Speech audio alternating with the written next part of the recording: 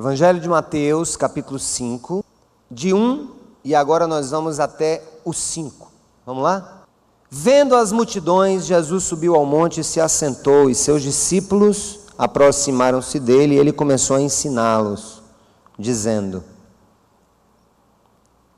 Bem-aventurados os pobres de espírito, pois deles é o reino dos céus. Bem-aventurados os que choram, pois serão consolados. Bem-aventurados os humildes, pois eles receberão a terra por herança. Essa é a palavra do Senhor para hoje, amém? Meus queridos, a gente está numa fase muito interessante. Nós colocamos essa cruz. Alguns perguntaram e escreveram para a Cidade Viva o que é que ela significaria, se ela funcionaria como algum símbolo que pudesse levar alguém à idolatria. E aí essas coisas é bom a gente responder publicamente. Essa cruz, não essa, mas o que ela significa. Não essa madeira, mas a sua história, a história de uma cruz que foi cravada em um monte chamado Monte da Caveira. Há 2000 anos, morreu o Filho de Deus em nosso lugar. A cruz é, portanto, o símbolo mais essencialmente ligado à nossa redenção. Porque no cristianismo eu tenho que morrer para viver. Eu tenho que descer para subir. Eu tenho que ser humilhado para que Deus me exalte. E a cruz representa tudo isso.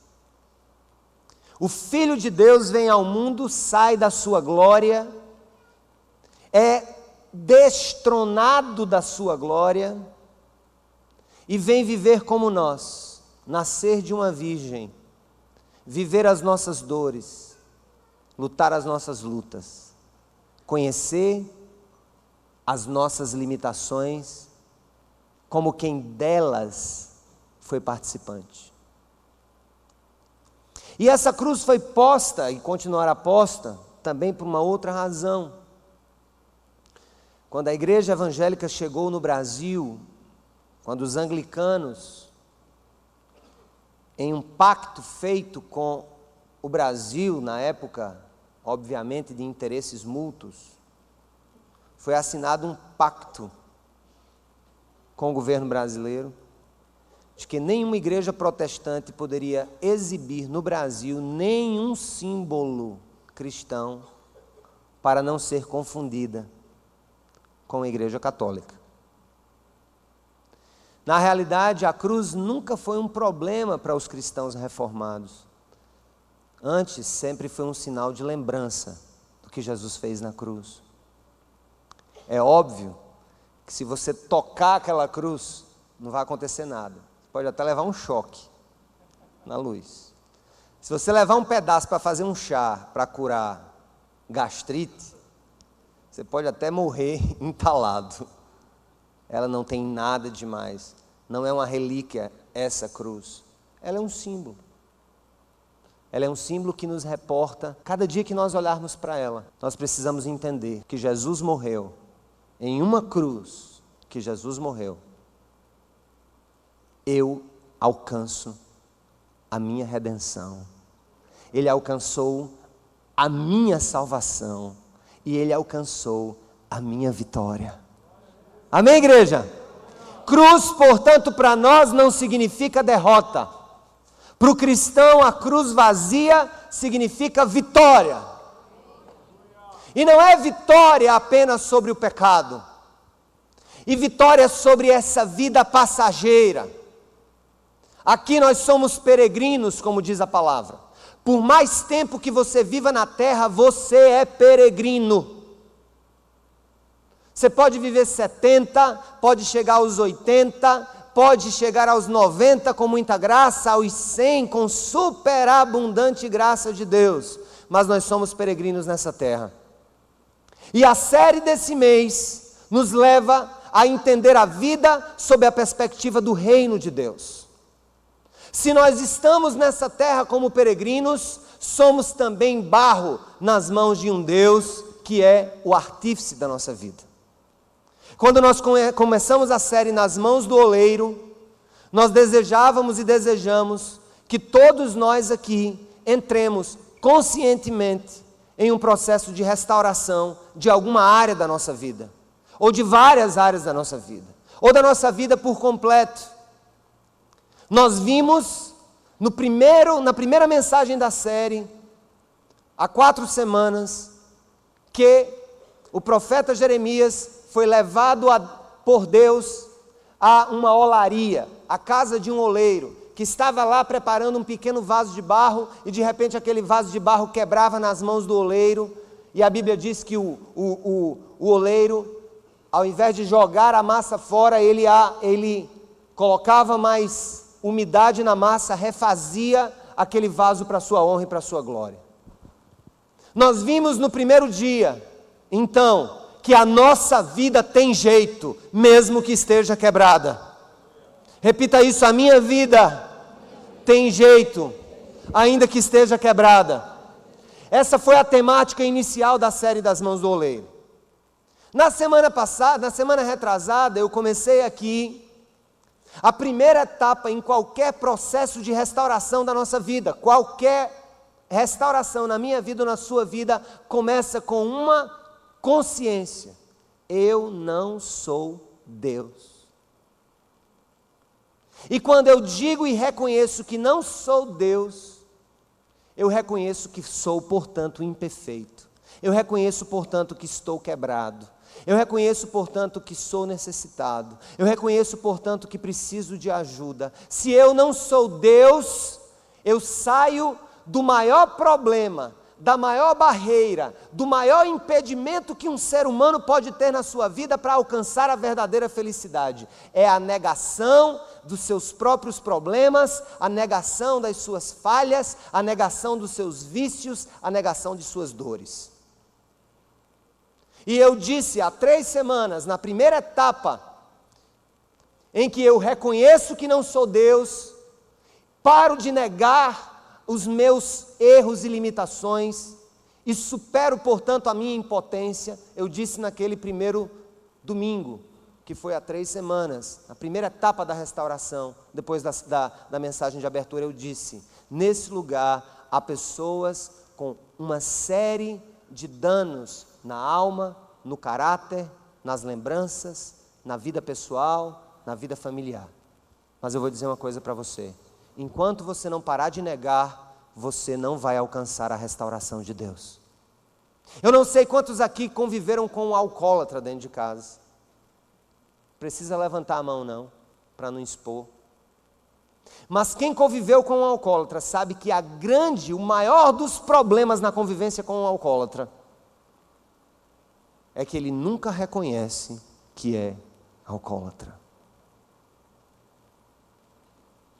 Ele sempre acha que tem domínio sobre o vício, mas ele nunca tem domínio sobre o vício. O alcoólatra, ele diz: eu consigo parar de beber quando eu quiser, mas ele nunca para, ele nunca consegue. E ele nega, ele nega, ele nega, ele nega, ele nega. Se você tem, por exemplo, problemas com ira, I-R-A, com ira. Se você tem problemas com agressividade na sua fala, no seu comportamento, na maneira como você trata as pessoas, se você tem isso na sua vida, enquanto você negar que isso é algo que precisa ser restaurado, você não alcançará a graça de Deus. Por isso nós lemos na primeira etapa a primeira bem-aventurança. Qual foi a primeira bem-aventurança? Bem-aventurados os pobres de espírito. O que é o pobre de espírito? O pobre de espírito é aquele que olha para si e diz: Eu preciso da ajuda do Senhor. Eu preciso que Deus me mude. Eu preciso que Deus me corrija. Eu preciso que Deus me levante. Eu preciso que Deus me cure. Eu preciso que Deus me restaure. Mas enquanto você negar as suas mazelas, a graça de Deus não vai bater a porta da sua casa. Homem, mulher, falei sobre os usuários de pornografia. O maior vício contemporâneo da humanidade não é bebida nem crack, é pornografia. Está comprovado cientificamente os danos emocionais que a pornografia causa na mente de um homem, de uma mulher, de um jovem. Está comprovado cientificamente. E está comprovado por psicólogos que sejam honestos à temática, que um homem que se alimenta cotidianamente de pornografia, ou uma mulher que se alimenta cotidianamente de pornografia, não consegue ter relacionamentos saudáveis e estáveis com as pessoas. Um jovem que se alimenta com pornografia, nunca vai conseguir uma mulher que ele entenda ser ideal, porque a pornografia nos mostra um mundo perfeito, plasticamente perfeito, cheiroso e belo, quando a vida real é diferente. Mas nós tomamos uma decisão na nossa comunidade, que se for para sermos cristãos, que cumprem sacramentos, que vão para missas ou cultos, o que quer que seja, se essa for a única essência da nossa vida cristã, nós estamos perdidos. A sele nas mãos do oleiro me mostra em primeiro lugar que eu não sou Deus. Repita comigo, eu não sou Deus.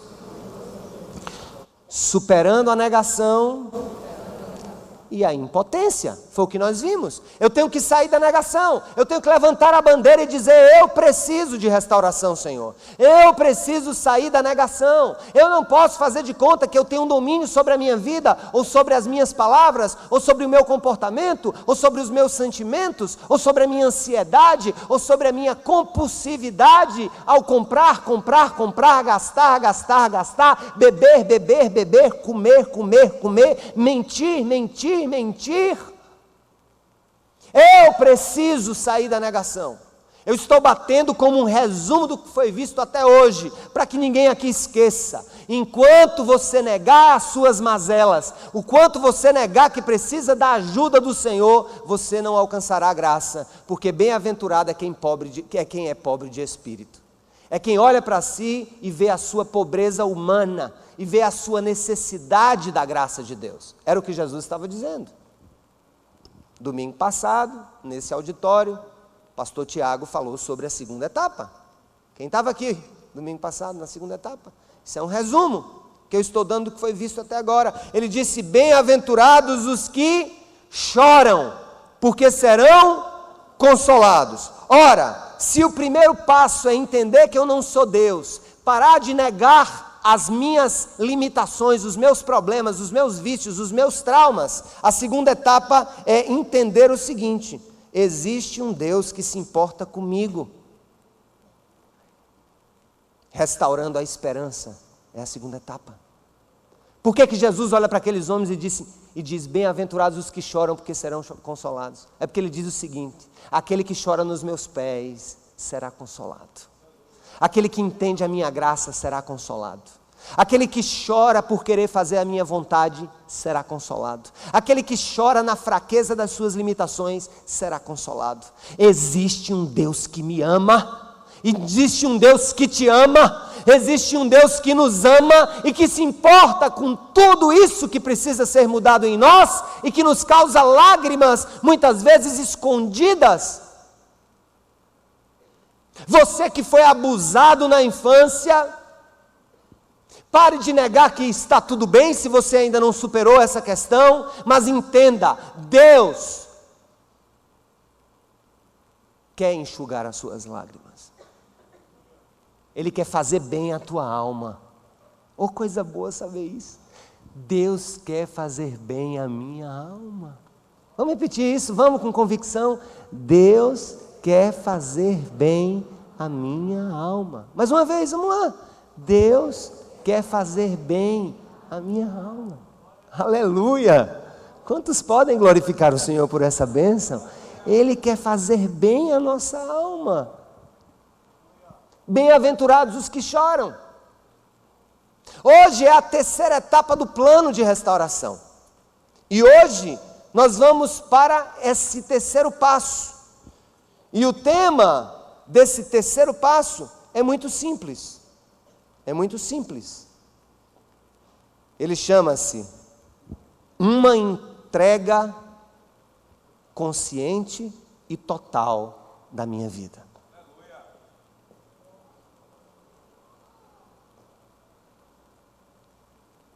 Deixa eu fazer uma pergunta para você. Quantos por cento da sua vida está entregue nas mãos do Senhor?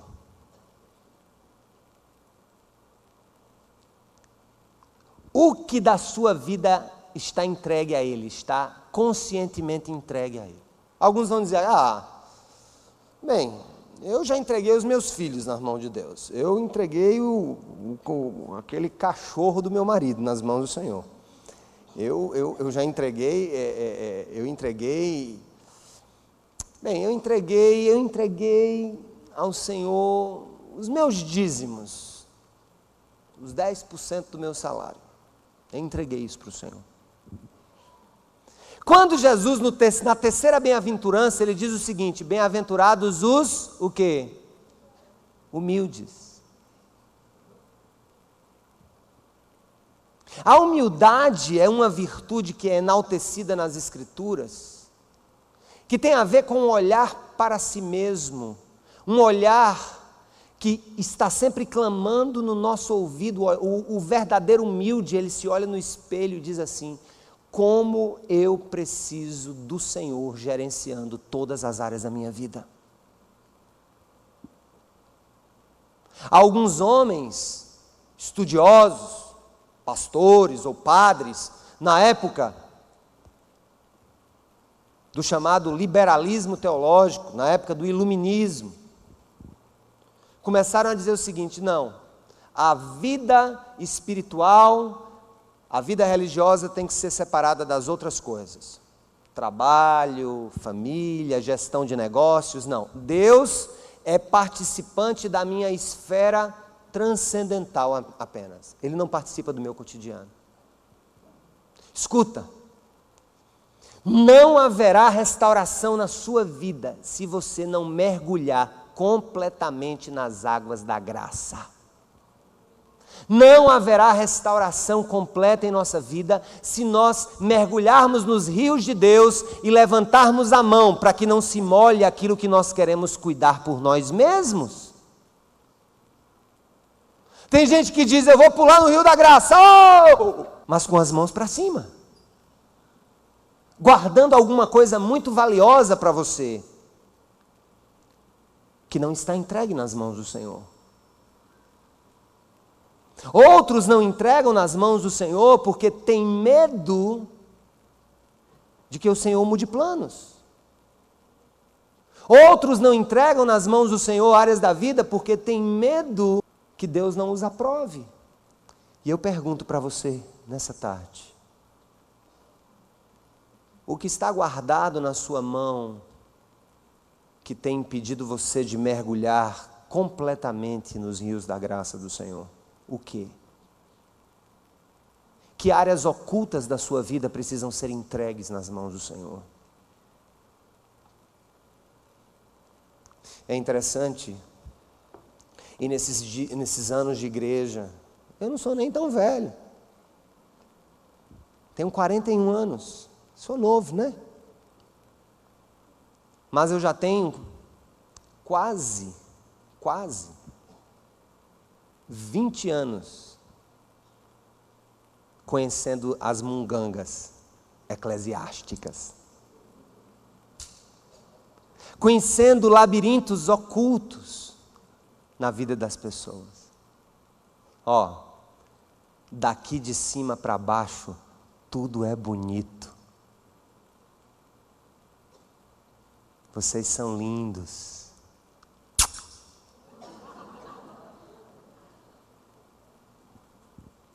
Mas há gavetas em corações aqui nesse auditório que só Deus sabe o que elas guardam. Vidas duplas, traumas de infância, medos, comportamentos dúbios, máscaras. Agora eu quero dizer uma coisa para você. O que é mais triste é que nós achamos que escondemos isso de Deus porque escondemos isso de nós e dos outros.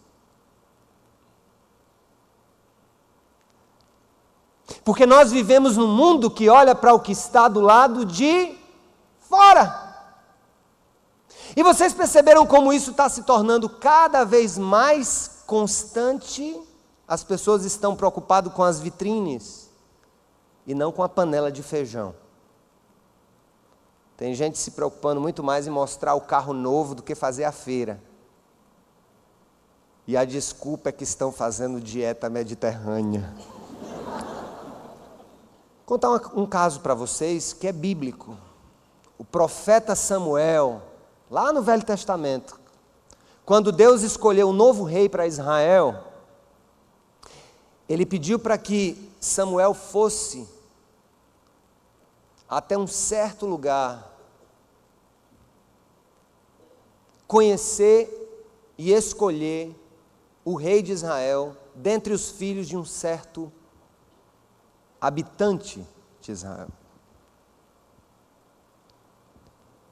E aí, naquele momento, aquele pai muito empolgado, saiu mostrando ao profeta os filhos maiores, mais fortes, mais bonitos. E saiu de um por um. Quando Samuel olhou aquele homem forte, 2 por 2, moreno alto, bonito e sensual, o profeta disse: é esse aí que vai ser rei de Israel, já escolhi. Aí Deus disse o que para Samuel? Samuel, Samuel, o que o homem vê não importa. O homem vê o que lhe é externo, mas eu vejo por dentro, eu vejo o coração. E eu quero dizer para você, você pode me enganar, enganar sua mãe, enganar sua mulher, enganar o seu sócio, enganar o fisco, enganar quem quer que seja, mas você não tem como enganar ao Senhor, porque a sua vida está totalmente escancarada diante dos olhos daquele que te fez.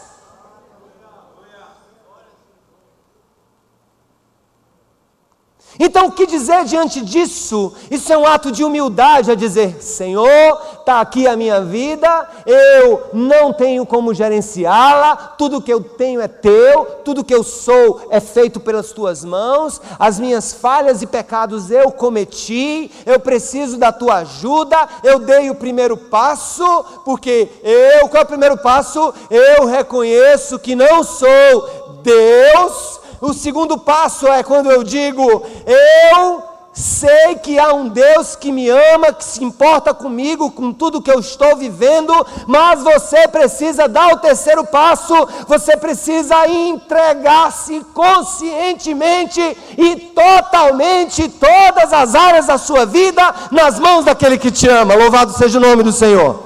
Se você não entregar a sua vida, o seu futuro, o seu casamento, a sua existência, os seus filhos, o seu caráter, as suas finanças, a sua saúde, a sua vida como um todo nas mãos do Senhor, não invente de pular no rio da graça com a mão para cima, tentando sustentar nela algo que você não quer colocar de maneira plena nas mãos do Senhor.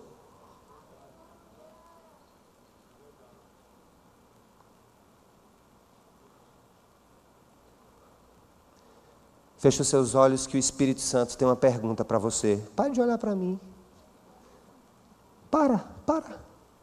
Feche os olhos. Deus está perguntando a você, que áreas da sua vida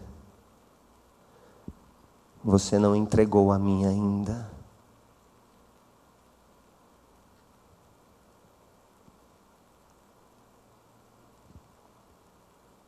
Você me entregou os seus planos? Você me entregou a sua sexualidade? Você me entregou o seu casamento? Você me entregou os seus filhos? Você entregou-me os seus negócios?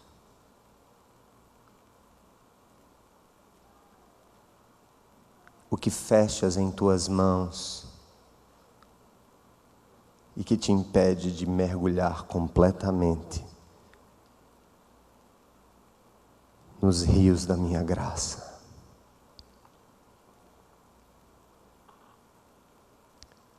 Seja humilde, meu filho. Seja humilde, minha filha. O homem vê o exterior, mas eu vejo o seu coração.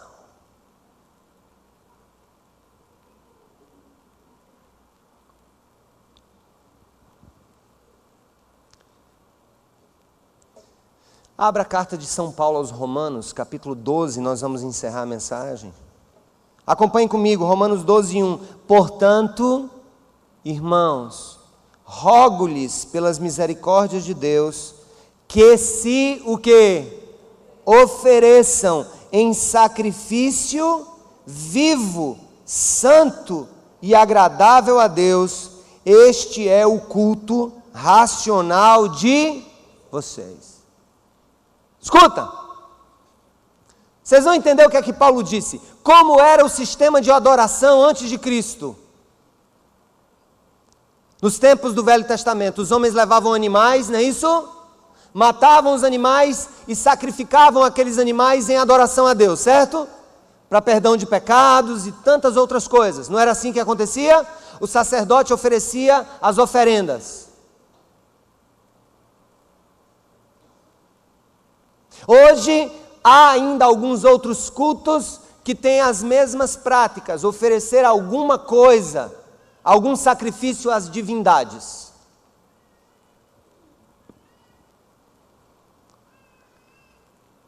Outros evangélicos dizem, eu vou, Senhor, oferecer a Ti um culto de ação de graças. Eu vou lá, que lindo. Outros dizem, eu vou te oferecer o meu domingo, a minha missa.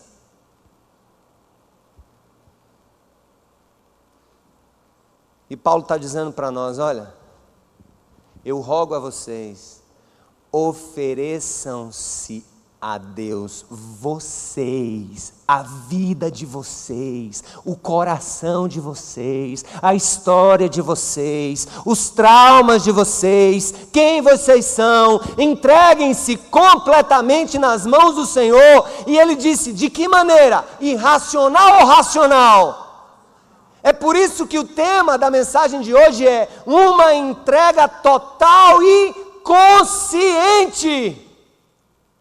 Você tem que ter consciência hoje que Deus está pedindo a sua vida toda para Ele. Ele está dizendo, entregue a mim você todo, com tudo que você tem, com tudo que você não tem, com todos os seus medos, com todas as suas conquistas, com todas as suas derrotas, com todos os seus traumas. Entregue-se a mim, coloque-se nas minhas mãos, porque você é o barro, eu sou o oleiro, eu sei o que fazer com você, eu cuido de você, eu sou seu amigo, eu sou seu Deus, eu estou perto de você, eu tenho poder para mudar a sua vida. Você é impotente, mas eu sou onipotente. Você não pode, mas eu posso. Você pode até não querer, mas eu te dou força para querer, porque eu sou o Senhor dos céus, da terra, do inferno e da sua vida. Eu reino sobre todas as coisas. Lance com toda a força, com todo vigor, a sua vida no mar da graça. Não levante a mão tentando proteger alguma coisa do meu agir. Se dê completamente a mim mim, porque eu sou poderoso para mudar a sua vida. Louvado seja o nome do Senhor.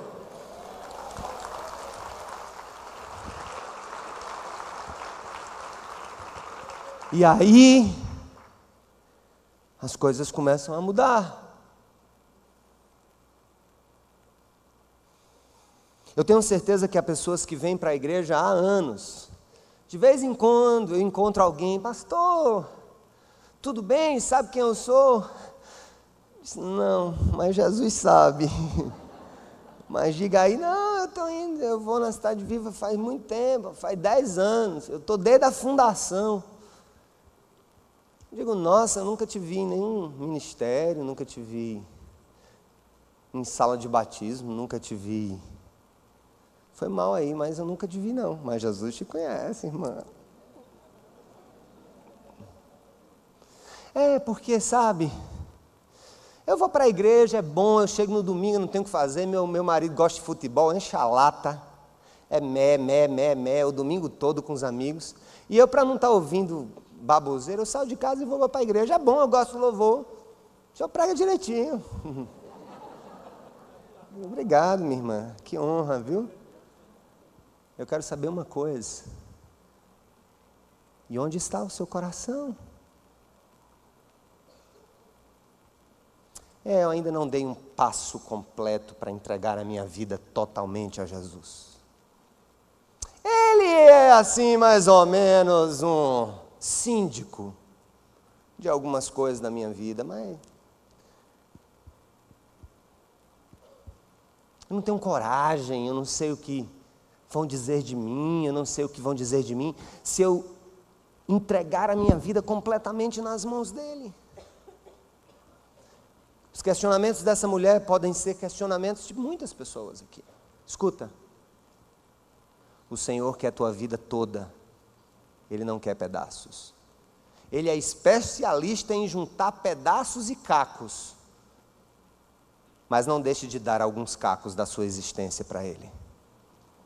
Enquanto você não der todos os cacos para Ele, Ele não terá como refazer o barro e reconstruir o vaso. Tem gente que diz assim, quando eu estiver inteiro, eu vou para Jesus. Não é assim? Quando eu estiver inteiro, quando eu deixar de fazer isso ou aquilo, quando eu deixar de sair com as menininhas, sabe, pastor? Sabe aquele cara, o eterno bom vivant, jovenzão, 50 anos, né?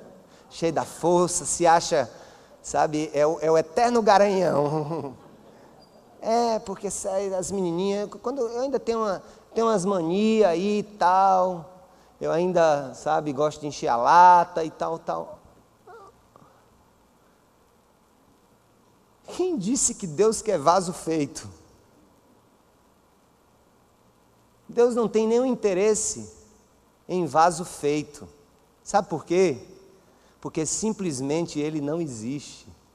É por isso que na bem-aventurança Jesus diz o quê? Bem-aventurados os humildes. E o que é humilde, senão aquele que se vê imperfeito diante de Deus e da vida? Nós somos pecadores, todos nós. Mas tem algo que diferencia-nos aqui, muitos de outros grupos.